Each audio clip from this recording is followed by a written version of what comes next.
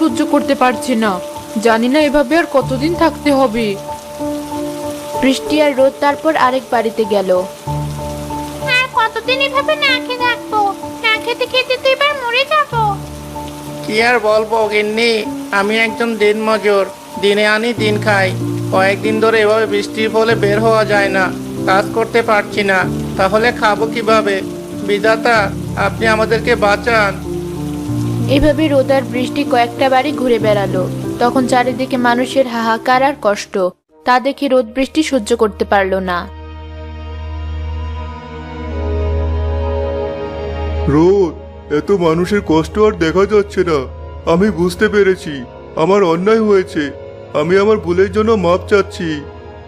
তুমি তোমার ভুল বুঝতে পেরেছো, এটাই অনেক। আচ্ছা দাঁড়াও, আমি তাহলে এখনই রোদ দিয়ে আবার সব ঠিক করে দিচ্ছি। রোদ অনেক উজ্জ্বলতা ছড়ালো।